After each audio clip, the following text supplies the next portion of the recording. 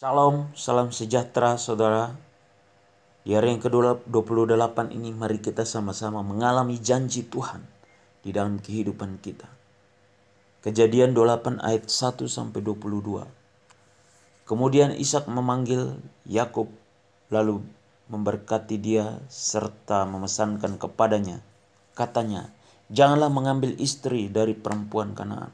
Bersiaplah, pergilah ke Padan Aram, ke rumah Betuel, ayah ibumu, dan ambillah dari situ seorang istri dari anak-anak Laban, saudara ibumu. Moga-moga Allah yang Maha Kuasa memberkati engkau, membuat engkau beranak cucu dan membuat engkau menjadi banyak, sehingga engkau menjadi sekumpulan bangsa-bangsa. Moga-moga ia memberikan kepadamu berkat yang untuk Abraham, kepadamu serta kepada keturunanmu, sehingga engkau memiliki negeri ini yang kau diami sebagai orang asing, yang telah diberikan Allah kepada Abraham. Demikianlah Ishak melepas Yakub. Lalu berangkatlah Yakub ke Padan Aram, kepada Laban, anak Betuel, orang Aram itu, saudara Ribka, ibu Yakub dan Esau.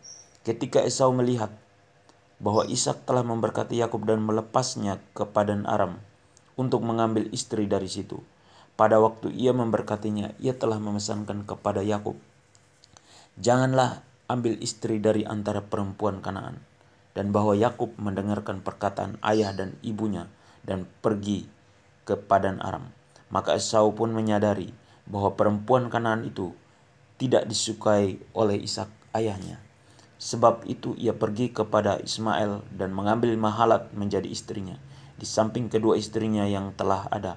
Mahalat adalah anak Ismail, anak Abraham, adik Nebayot. Mimpi Yakub di Betel. Maka Yakub berangkat dari Berseba dan pergi ke Haran. Ia sampai di suatu tempat dan bermalam di situ.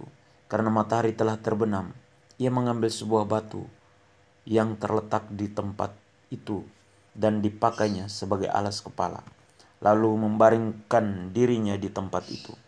Maka bermimpilah ia, di bumi ada didirikan sebuah tangga yang ujungnya sampai di langit, dan tampaklah malaikat-malaikat Allah turun naik di tangga itu. Berdirilah Tuhan di sampingnya dan berfirman, akulah Tuhan Allah Abraham, nenek moyang nenekmu, dan Allah Ishak. Tanah tempat engkau berbaring ini akan kuberikan kepadamu dan kepada keturunanmu. Keturunanmu akan menjadi seperti debu tanah banyaknya, dan engkau akan mengembang ke sebelah timur, barat, utara, dan selatan. Dan olehmu serta keturunanmu, semua kaum di muka bumi akan mendapat berkat. Sesungguhnya aku menyertai engkau dan aku akan melindungi engkau kemanapun engkau pergi.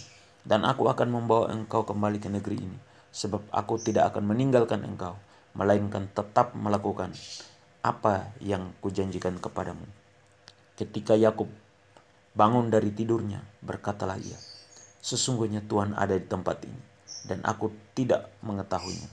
Ia takut dan berkata, alangkah dahsyatnya tempat ini. Ini tidak lain dari rumah Allah. Ini pintu gerbang surga.